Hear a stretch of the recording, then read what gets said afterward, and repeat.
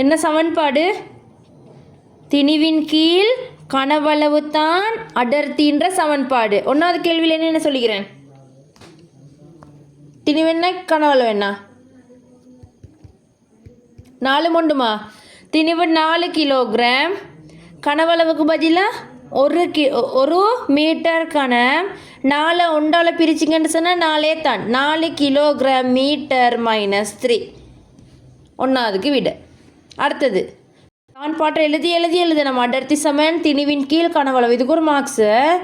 திணிவு ரெண்டாவது கேள்வியில் என்ன தந்திக்கிறேன்?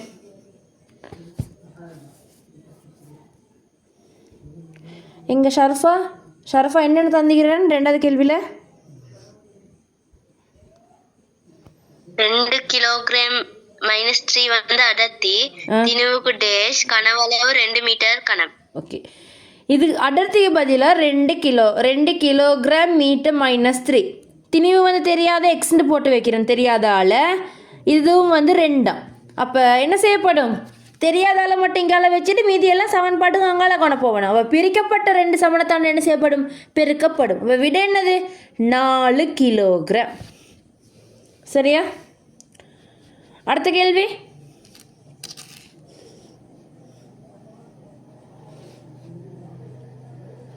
ஆயிரம் கிராம் திணிவு 1 மீட்டர் கனம் கனவளவு. அடர்த்தி சமன் திணிவின் கீழ் கனவளவு சமன்பாடு. திணிவை கிராமில் போடையிலுமா எங்களுக்கு ஏலாது. அப்போ அதை நாங்கள் எந்தக்கு மாற்றணும்? கிலோகிராமுக்கு மாத்திரன்னு சொன்னால் கிராம் எத்தனையால் பிரிக்கணும்? 1000ஆல். இது 1000ஆல் நீங்கள் பிரிச்சிங்கண்டா 1. அப்போ திணிவுக்கு பதிலாக 1 கிலோகிராம், கனவளவுக்கு பதிலாக 1 மீட்டர் கனம். ஒன்றால் பிரிச்சா 1. சரிதானே? தெரியாதால இங்கால வச்சுட்டுதெல்லாம் மெச்சை போட்டுக்கோங்க. அந்த பாயிண்ட்டே கிராமில் விட தந்திருந்தால் நீங்கள் அதை கிலோகிராமுக்கு மாற்ற என்ன செய்யணும்? 1000ஆல் பிரிக்கணும்னு போட்டு வைங்க.